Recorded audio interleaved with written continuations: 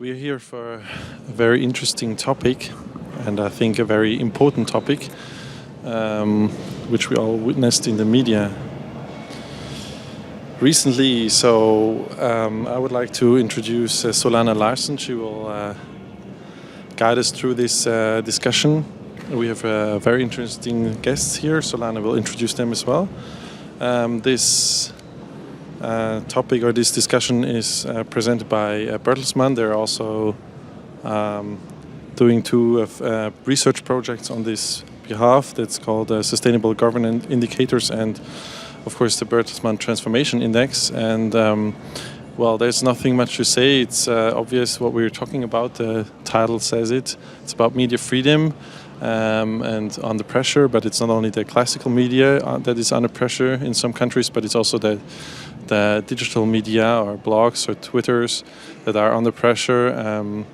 Yeah, I'm very interested. I'm very curious what these speakers have to say about the evolution in this field. And I will just hand over to Solana. Thanks. Thank you. Welcome to everybody. I won't talk too much in the beginning. Right now I think must be quite a confusing time to study media freedom, because at the same time as you have huge gains on some indexes, especially in some countries in the world, you also have new kinds of government interference, surveillance, censorship of kinds that you could never have imagined just 10 years ago. So with us here today we have Erol Önderoglu, who is a journalist and a researcher of freedom of the press in Turkey, and who also writes for a website called Bianet.org. We also have Andrei Soldatov, who is from Russia, an investigative journalist and an editor of a website called Agentura.ru, which is an information hub on intelligence agencies in Russia. And finally, we have Dr. Sally Broughton Micova, who is a research officer at the London School of Economics, leading a media policy project.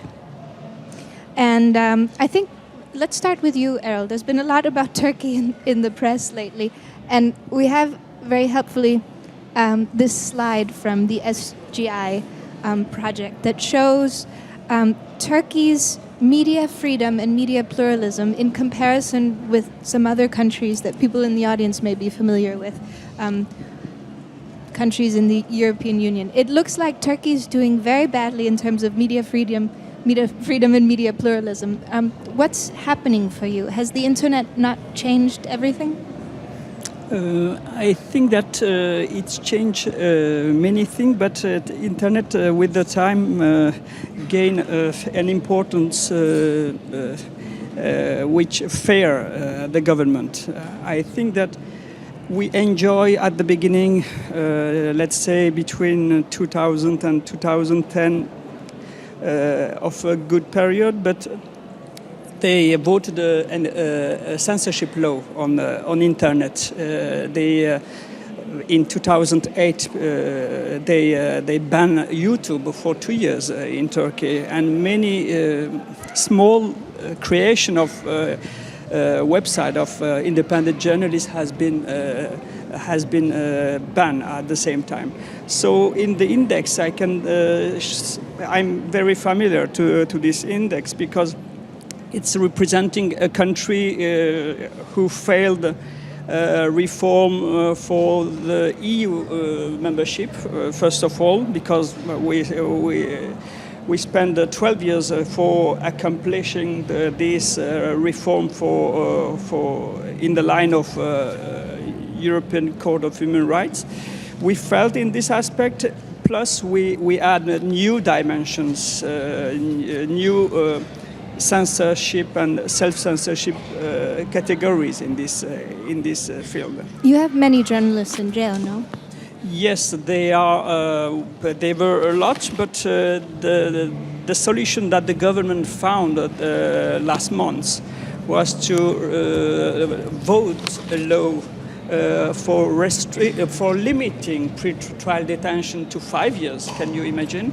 And then within 3 months, 30 journalists were released, but the problem is there, and there is a clear resistance from the judiciary to apply in the line of Strasbourg Convention. And I'm sure everybody will remember a more recent example of the Twitter ban that everyone was talking about. That's a whole new dimension that isn't even targeting journalists directly. In Turkey, you are never able to understand the clear reason why social media is banned. Behind the explanation of the authorities is yes, we found a couple of video violating the memory of Mustafa Kemal Atatürk, the founder of the Turkish Republic, etc. You can find dozens every day, but finally, these situations contribute to a ban process, and it was the case for Twitter, and 1 week later for YouTube. But when you are in this movement, in human rights movement, you know very well that there is another reason, much more relevant, and finally, social media is oppressed because they are releasing many content, embarrassing content for the prime minister, for his family, accused to be a part of corruption affairs and favoritism, etc., etc. So, of course, we are dealing with official reason and official explanations, but in Turkey we should always look further to find the real reason. Let's jump ahead to Andrei in Russia. There's another slide here. I know it seems odd to jump from country to country, but is it this one? Yes, this one. To jump from country to country, but I wanted us to look at these different examples, different countries in different contexts, and talk a little bit about how we improve things in terms of media freedom. Because it's so easy to look at the things that are going badly and shake our heads, but what is improving, and how can we push that? This is a slide that shows freedom of expression. The BTI Transformation Index prepared this for us.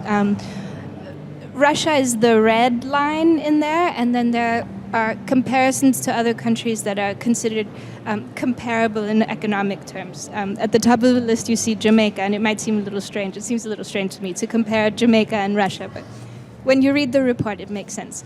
Andrei, the point of this slide is that freedom of expression is under threat in Russia. It seems not so long ago that we were celebrating new media freedoms in Russia. Give us your perspective. Yes, to be frank, and there could be no more timely debate what we have now, because just today Vladimir Putin signed the law which requires all bloggers with more than 3,000 followers to be registered. So actually it's happening just now. And we had our good points. Say during the Moscow protests in 2011-2012, Russian new media, which used to be news aggregators, and to be frank, they were very restrained in a way as to be able to hire journalists. They tried just to copy stories and sometimes to translate critical stories from the Western media into Russian. So that's why some of them became very popular. But during the protests, some of these media decided to hire real reporters. That's why maybe we were short of investigations then, but we were not short of reporting. All this changed now, mostly because of Ukraine. The most amazing story happened with the biggest new media in Russia called Lenta.ru, and the editor of this media, she was fired because she refused to fire a reporter who actually reported from Crimea and Ukraine. And it was a very clear signal for all of us that now it's not only about investigations which are not allowed to be published by new media, and it's along, but for traditional media it was a problem for many years. But it's also about reporting now. And all that we might be allowed to do is to post some critical comments. And even in this area, there would be some problems today because we, again, just today, sorry to be so insistent, just today we got the decision of the court about the blocking of one of the last independent, maybe small but significant new media called Granny.ru. And when Granny.ru went to the court asking for explanations why this media was blocked, today the explanation which was provided was quite, I think, illuminating. The explanation was there was no particular story which provoked participation in unsanctioned manifestations, which was a pretext. But the whole context of the site provokes the readers to think that it might be good to go to unsanctioned manifestations. And I think it's formulated so broadly that you can understand that it was a political decision. But if media freedom is challenged, how are you able to have a website that reports on the intelligence agencies in Russia? Well, the first reason is that we have a relatively small circulation in Russia. It's mostly aimed at journalists and maybe experts community. The second thing is that we never publish anything on our website as the first source. So we always try, if we want to have something published, we try to find Western publication to get it published. Like when we decided to, and when we found information about surveillance introduced in Sochi because of the Olympics, we broke this story in The Guardian, then it was republished by some Russian media, and eventually we posted it on our website. So this is our strategy of defense. I'd like to bring Sally into this, because there's one more before you think that the European countries are not mentioned in these index. Here's a slide that shows that some Eastern countries are overtaking what was known as Western countries. So we have the UK, France, and Italy that suddenly appear to have less media freedom and less media pluralism on this scale than the Czech Republic, Poland, Lithuania, Latvia, and Estonia. Sally, you study media across many different countries in the European region.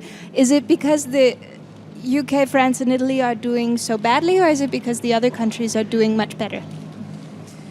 Well, I think it's sometimes a bit of a false comparison to take these directly one to another, but there is pretty much an obvious trend that things are going down in these indicators in UK, France, and Italy, and things are probably doing better than they were in Estonia, Latvia, Lithuania, Poland, and the Czech Republic.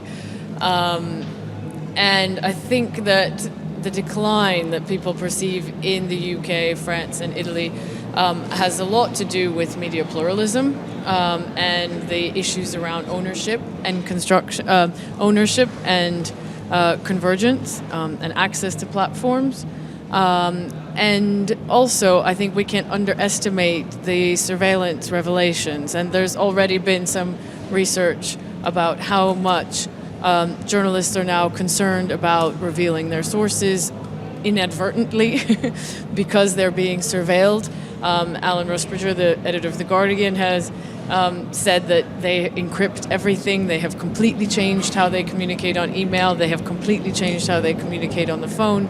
And so this is a pressure that has hit even the biggest ones in Western Europe, that maybe some of the smaller countries that aren't really on the forefront of those battles aren't necessarily feeling or even necessarily perceiving yet, although they should know that they're also perhaps being surveilled.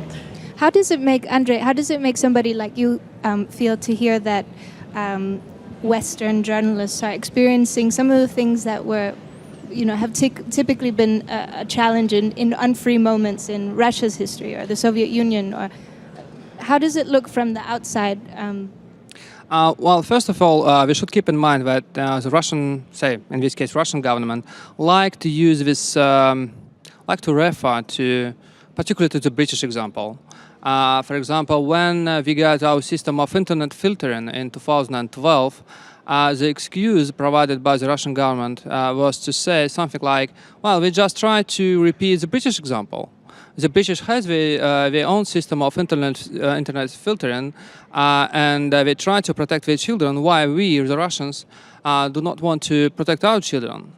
And we have the same reaction after Snowden's revelations. We got lots of statements, something about which should sound very familiar to you, but we need to protect personal data of our Russian citizens.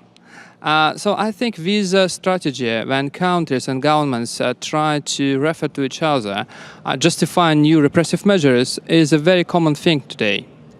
Sally, Erol mentioned earlier today that he thinks that people are also following the lead of Erdogan when it comes to banning Twitter. Or is this something previously, when you look at just media freedom, like old-style media, not internet, was this a common tactic where governments would copy each other and learn tactics from each other in this regard? It isn't just that they learn tactics, but especially with EU integration, there's policy that has to be transferred into law. And so you need to actually act at an international level on these things.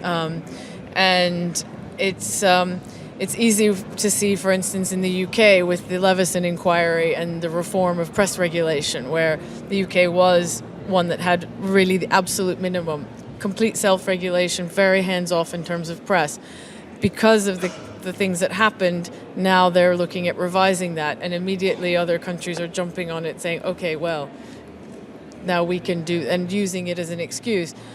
But also, there are issues like net neutrality, for instance, that are going to be decided in Brussels that then everyone else will have to comply to. And for instance, Slovenia and the Netherlands have much more protected net neutrality than is currently in a European directive, and their media freedom in that sense is going to be undermined if that comes in from Brussels, which is why people need to be very active, not just in their own country but also at the European level, whether they're candidate countries or member states.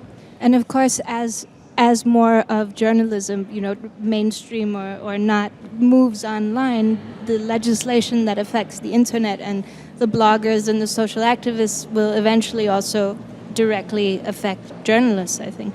Erol, in Turkey, I mean, especially with the current wave of protests that you've had over the past year, there has been so much information published online that never made it into newspapers. When we have the internet, do we really still need media freedom? Are we moving into a phase in time where it's becoming less important that we have media freedom when people can just go on the internet and do whatever they want? I think that, first of all, we should not expect the same impact from the internet comparing the mainstream media for some country like Turkey, for example. I think that what we can expect for the moment is to have some good references of journalist practices. And I think that the work is there. In Turkey we have a couple of good news websites, which became with the time a refuge for the journalists fired from their working place. In Turkey, in 2013, last year, more than 150 well-known journalists or redaction members were fired or pushed to resign because of the pressure of the media magnate who wants to have good relations with the government, who wants to, because this media magnate, finally, they invested in media sector, but they have huge investment in other sector, like, hydroelectric central constructions, banking sector, automobile sector, and so on. So they want to have a good relation with Erdogan and his government, and when it's the case for firing a chroniqueur, it's not a problem. The explanation is ready. He is not able to adapt himself to our new editorial line. That's all. So I think that internet online is very important to receive brave, courageous, good journalists who have still their word to say. And I think in Turkey, with this vibrant civil society, with this new alternative media examples, I think that it's a good preparation for the future, because I think that Erdogan is now in the phase to kill investigative journalism. The investigative journalist is not anymore present in financial level. Media is not capable to check what really happened in financial level, corruption affairs, mobbing, or any other bad practices. But it's important to say, we know you as a good journalist. You come and you go on your work. So just for having a brief, I think that this internet is always hope for the future. Andrei, where do journalists go after they're fired in Russia? Well, I think we have the same situation what was described about Turkey maybe in the early 2000s, and because in the 1990s we used to have very actually free and liberal media, and then we got this flow of journalists expelled from traditional media, which ended up in new media. The problem was that, to be frank, I'm quite skeptical, because these journalists, of course, they were very critical of the government, but they were not given enough money to conduct investigations, to do reporting. So it was mostly about critical columns. It was not about real journalism. As I said, we got some good journalism only during the protest, and because it was almost immediately destroyed now. So to be frank, what we are left with is, again, we have this space on social networks which we can use to discuss something that we actually watch on TV. So to me, it seems to be very close to what we used to have during the Soviet times, when you can watch TV and to be very critical about what you see. But of course, it's very far from real journalism, extremely far. And given the latest example about Ukraine, for Russian audience, it's extremely difficult or maybe impossible to understand what is going on there. Because they cannot read these things in traditional media, they cannot watch these things on TV, and also in social networks, we have so many unchecked stories.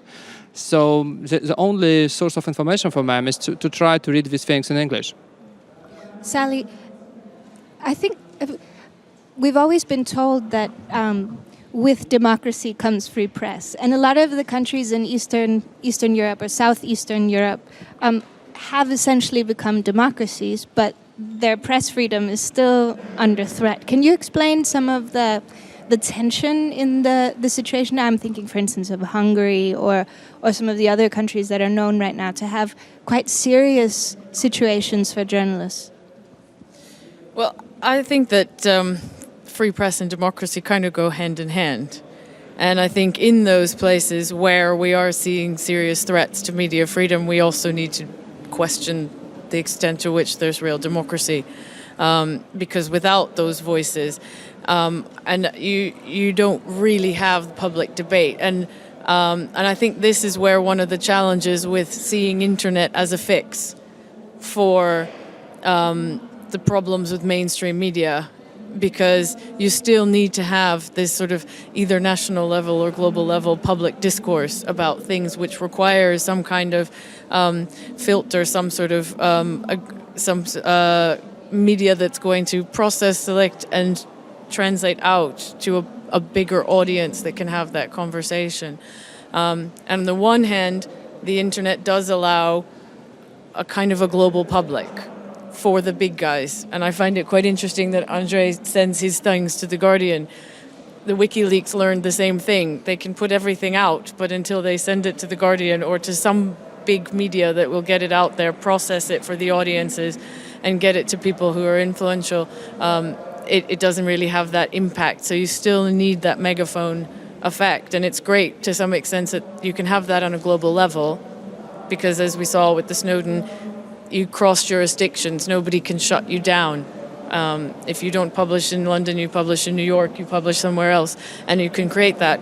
But for bloggers in Turkey, in Hungary, especially in small countries where they're communicating in a unique language for a very small population, that megaphone effect isn't happening. And so the fact that there are threats to the mainstream medias in these countries is, I think, a seriously damaging blow to democracy. At some point, we would like to take some questions from the audience. So if you do have any, you can think of them. Erol, have you been watching the situation in Russia? Of course, I'm the one who said 5 years ago Erdogan should not have some friends like Putin and Berlusconi. And finally, I was added Sarkozy, of course. So I believe that this generation of prime minister are not so friendly with democratic standards, and they are very much more friendly with financial groups and keep this relation fresher than. But I think comparing what Sally said, I think that democracy is a system where every political party groups agree to respect this common rule. I'm not sure that in Hungary, in Turkey, maybe we can multiply the examples, that in this country, of course, we have ruling parties who is applying for reform on the paper. But it's very hard from Brussels to say whether these reforms are degenerated on the ground, and whether there are consensus between the political parties.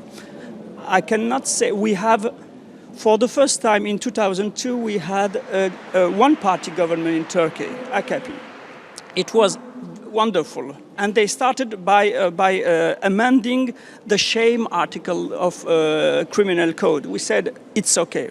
We are in the good road. After that, 12 years later, we are still talking about the reform EU. And we still have 2 chapters to open with Brussels. And then everything seems to be solved. But no, in the society, everything is very... everything in the society is very discussed, and the social tension is rise. I think that we need to calm the game, and for Turkey, I should say that with this populist approach, with this manipulative approach of Erdogan, I think that we won't never get this social harmony, and finally to be ready to negotiate this membership of EU. Can you imagine that when we are reacting on the case of journalists in jail in Turkey, he is able to say that, oh, we know in Great Britain, we know that dozen journalists are in jail as well. Or we know that many EU countries have the same problems. But nobody can say, are you able to give us an example? And for his political mass, it's an explanation. He's brave. He is able to attack Brussels. He is able to defend our thesis, etc., etc. So I think that for being able to, it means that we are not ready in social level. But of course, negotiations are still continuing, and I hope that this situation will change. Any questions in the audience? Sally. Was there?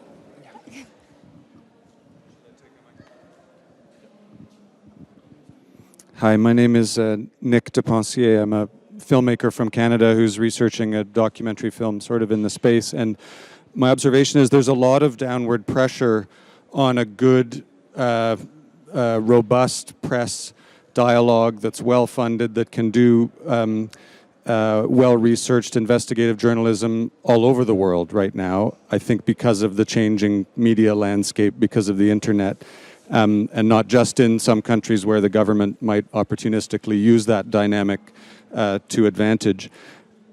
Any observations from you about solutions or ways out of this, or bright lights? Obviously, there's survivors there, you know, who have a voice. But what's the positive a part of this equation would be my question. Yeah, when I was asked to do this panel, I made some notes about what are the pressures. And one of the big pressures that I put was the business model of mainstream media, and even not so mainstream media at the moment. And for all of the nice thing that I just said about The Guardian and its global public and speaking to a global public, it hasn't managed to monetize that yet. That's still in the investment phase, as Alan Rusbridger said, and it's going to be a challenge. And I think that's where we need to see the opportunity, because we have to find other ways of financing journalism and financing content. And you can talk about public service broadcasting in the UK and in Germany. You can look at ways of funding the press across Europe. We have people who've done some research and safeguards and stuff. But then when you get to countries where there is a political will to control the media, any kind of public interventions into the media will be politicized, will have strings attached.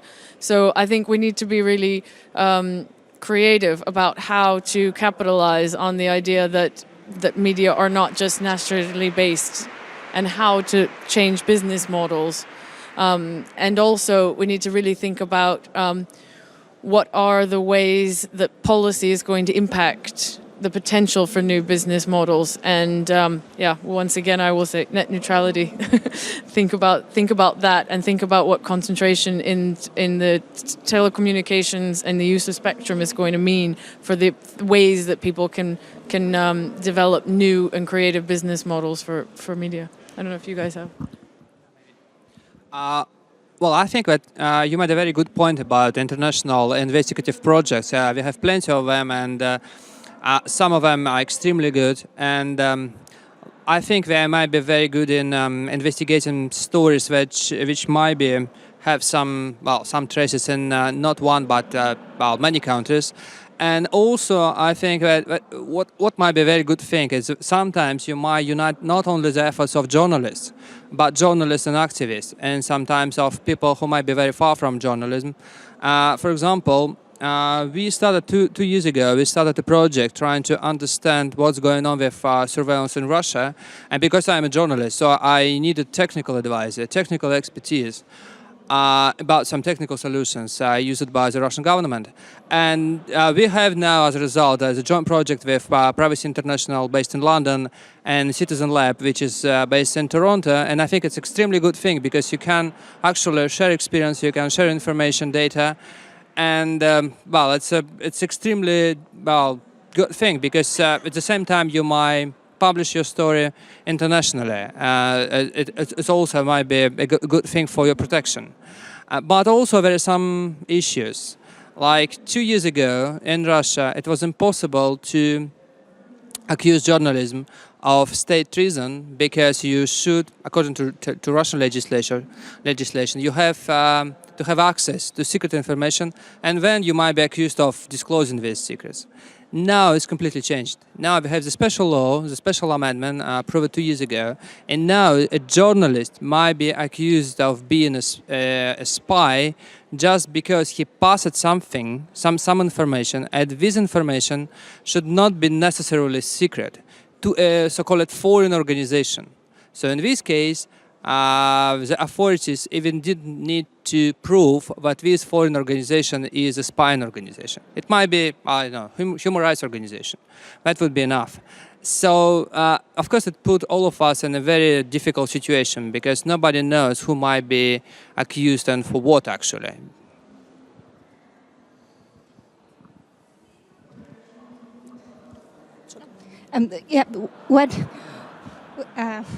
I lost my train of thought, but what do what would the Russian government have done if Snowden were Russian?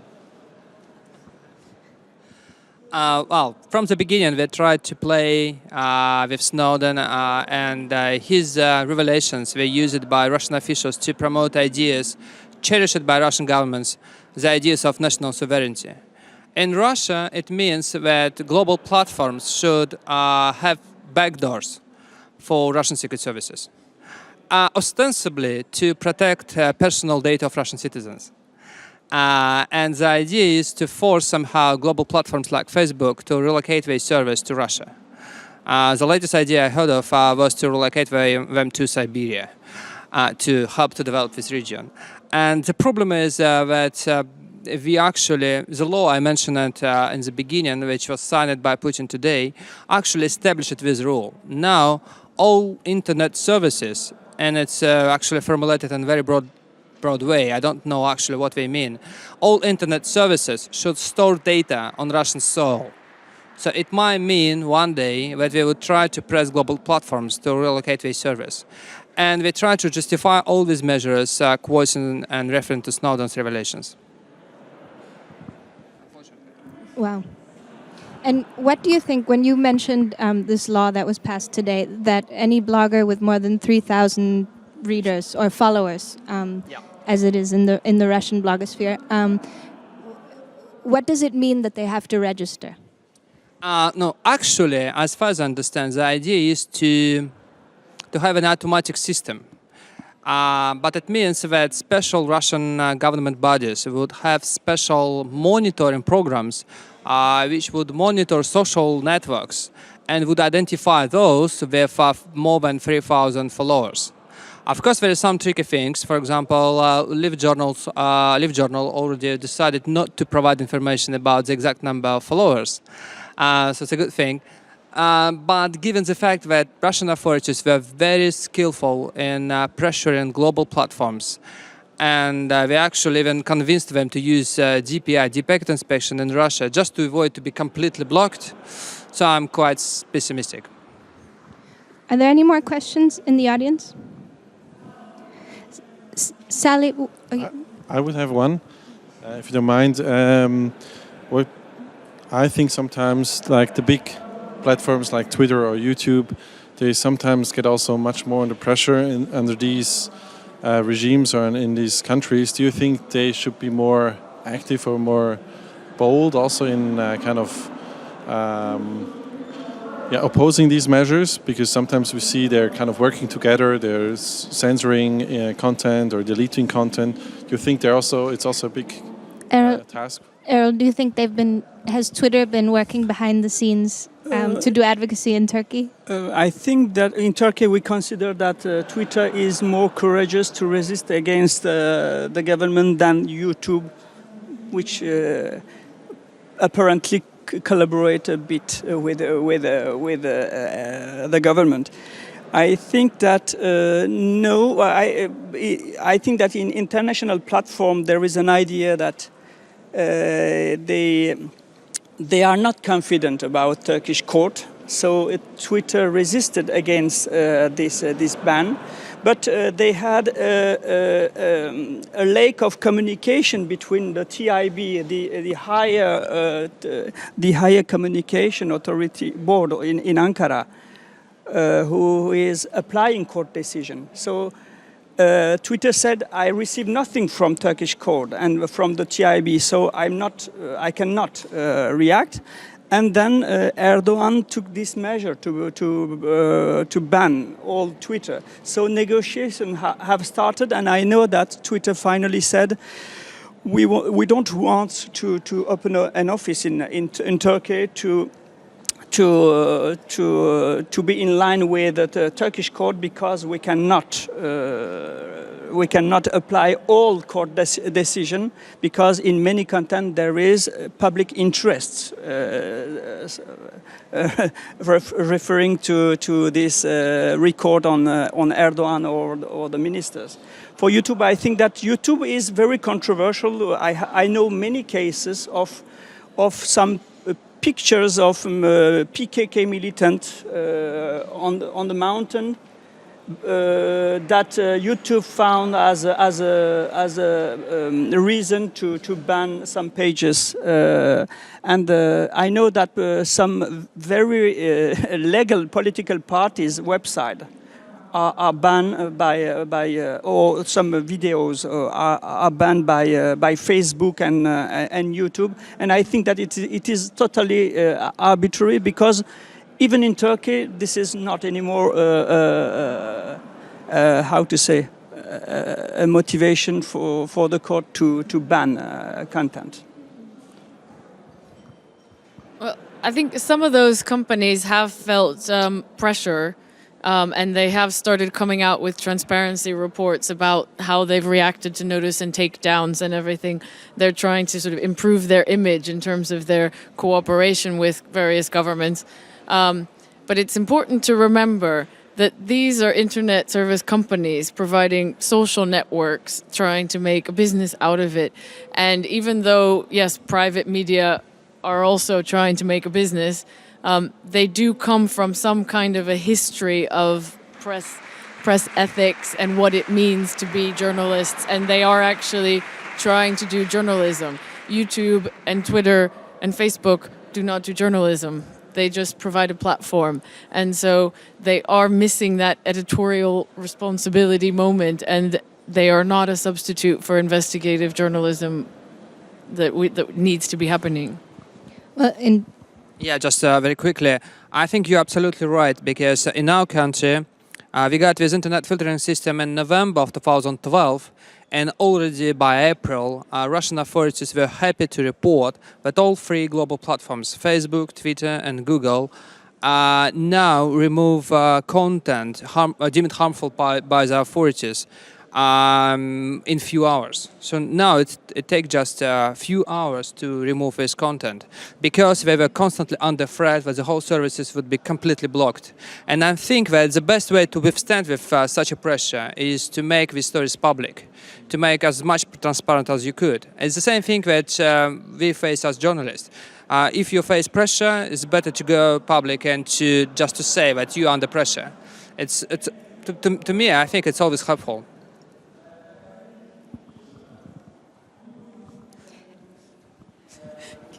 yeah, it's hard to see.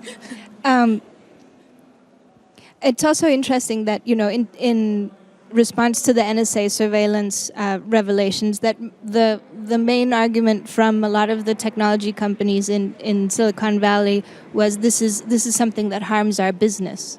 You know, that we can't expect them to be you know, crusaders on behalf of free press or media freedom. What do you think?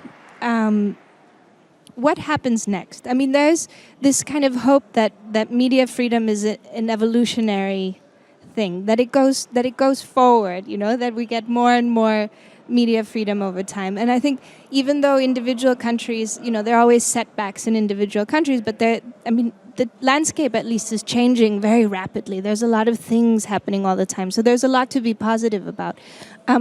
What do you think are the most important steps now for instance, press freedom organizations or ordinary citizens who are concerned about this?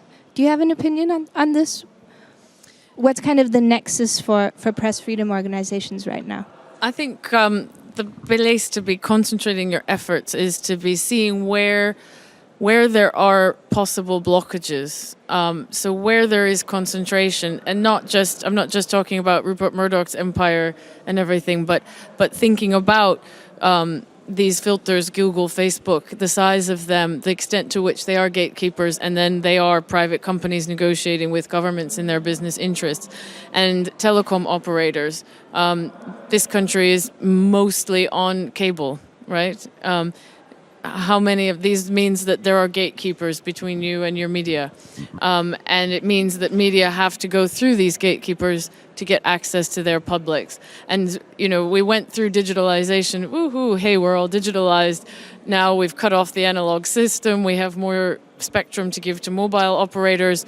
But mobile operators are not our television broadcasters. And now our broadcasters have to go through telecommunications companies in order to get to their publics. And we really need to be looking at this moment of access and concentration and think about how our media are going to get to talk to us in the future. I think an important gatekeeper that's often forgotten in the mix is something like Google. I mean, that is responsible for enormous amounts of traffic to media organizations, but can just cut them off for different reasons, via algorithm or via, whatever. But that they become very powerful.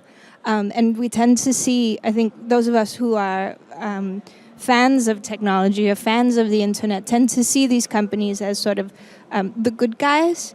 But depending on, it can just as quickly flip, that we need to acknowledge the power and as you call them, the gatekeeper effect. A very mundane example came from Macedonia, where I was for many years, and the country is basically divided between two major cable operators, and this was before the IPTV platform really launched. And in the lead up to an election, one of the major broadcasters was not very popular with the government, and some of the cable operators cut them off. There was a dispute, and you had television stations that were not being carried by cable operators. And this is a country, at that time it was only about 50-60% penetration. Now it's about 80% penetration of cable and IPTV. So it is a serious thing to think about. Erol, you've also been involved with some press freedom organizations, Reporters Without Borders. What are some of the things that you see as being very important for people concerned with press freedom right now, organizations concerned with press freedom? What needs to be done? For attiring the interest of people? For improving the situation of the press. I mean, will it just continue to get worse in Turkey? I think that in Turkey, beside this political interference to media and this media ownership collaboration with this government is crucial, is one essential part of the problem.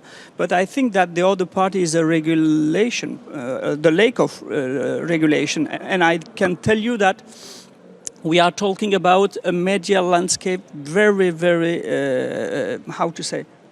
very rich.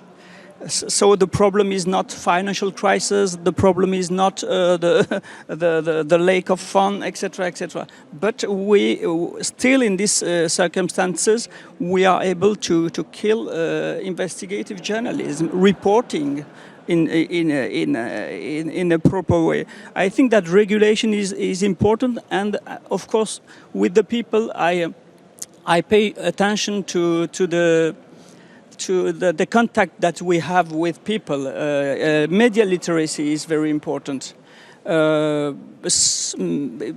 Sometimes I'm invited in many schools in Istanbul, and I'm able to say how it's a need for people to have for having a rich perception of the media pluralism.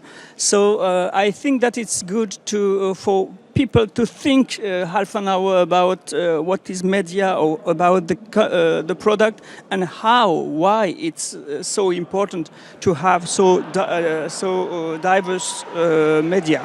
So I think that in Turkey we need to complete legal part of the story, education part of the story, but at the same time regulating the media atmosphere.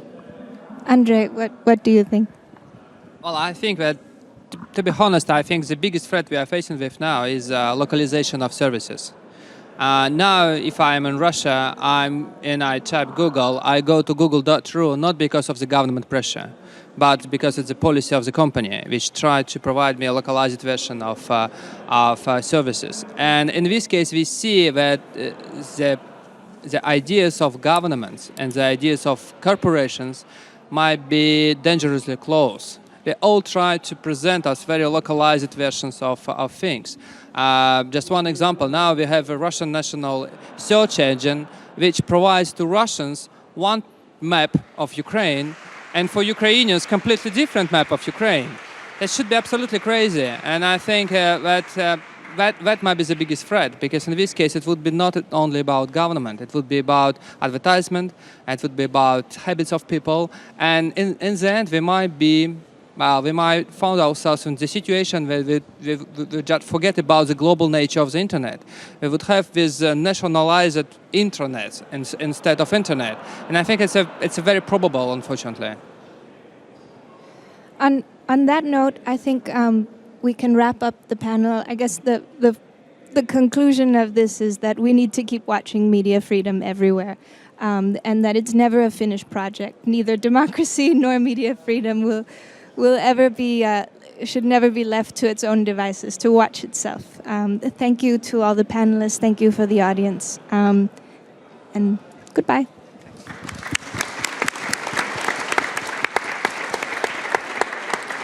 Yeah, thanks a lot also for your work, for your investigation and in journalism, and also for Sally for this interesting contribution from the science part. And thank you, Solana, for hosting this and for asking very intelligent, important questions. And we have another break for now for 15 minutes, and then we return with other interesting topics. Thank you. Thank you.